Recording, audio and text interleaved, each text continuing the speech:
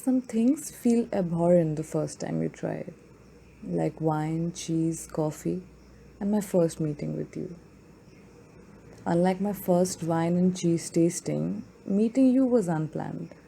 I was naive and alone. This world bored me. Living inside the pattern, I too had become one. Spirals and conjectures. Like all rivers meet the sea, my patterns led me to a point of standstill. It was at this standstill that I met you. You were full of possibilities of the sea when my mind was the size of a pond fish. The first time I tasted wine, my mouth curled as it made its way down me, and then I relaxed. Everything seemed better. From where I stood, the city line looked so extraordinary rising out of the mundane. From where the city line stood, I must have looked the same, or so I hope. Unlike the first time I met you, I planned drinking wine again. The first time I met you, we were at a party. You were an uninvited guest. You wouldn't stop talking, and I'd rather hear you than listen to Damien Rice being played by someone for the fifth time after the seventh peg at 1 o'clock at night.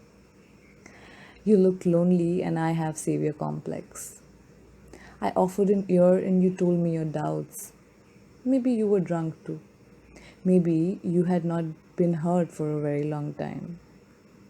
The next morning, we acted like nothing had ever happened and we went on our separate ways.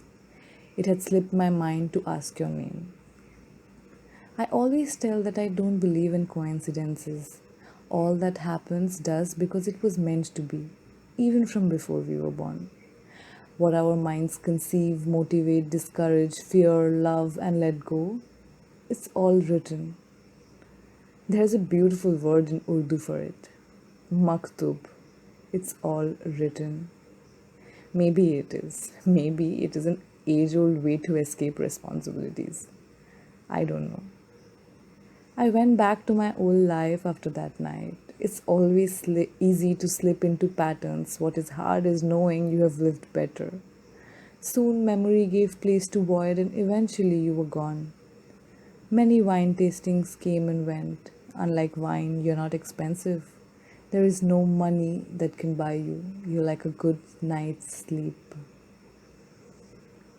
I met you again when I was stood up for a date. I was at the mall when the boy from Tinder told me he could not make it because his dog ate his only shoe. Yeah, right. I had two movie tickets in my hand and I was only disappointed at the money wasted. I went inside so that way I could at least redeem one ticket price. It was Bohemian Rhapsody. I had loved Queen since I was an early teen. I would listen to the show must go on every day while I was getting ready for school.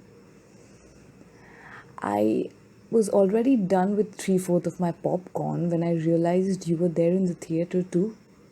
I remember telling you if I had a time traveling machine, I would attend the Live Aid show of July 1985.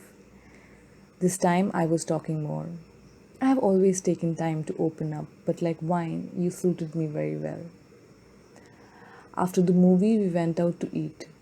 The same old Oxford in Park Street. My bitter cup of coffee reminded me of my first meeting with you.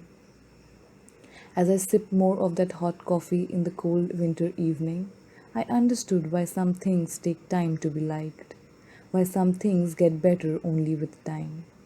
I was comfortable in my silence and you in mine, our fates yet to conjoin. Soon I started seeing you more, sometimes in university premises, sometimes at home on beer nights. I always expected more of you, and you always left. You never checked the time, you carried the hands of the clock in your backpack. You would leave whenever you felt like, and I somehow understood. The more I got to you, the more I came closer to myself. It was as if we were moving in a circle. Like coffee beans grown in some foreign country, you reminded me of a home in a distant land, familiarity in a strange time. Although I met you more, you never became a habit. With you, it's always like any moment now you would say you have to leave, and even though my heart would shrink at the idea of it, I would still let you go. For you are not mine to keep. Some things feel abhorrent the first time you try it, like wine, cheese, coffee, and my first meeting with solitude. It's what they call an acquired taste.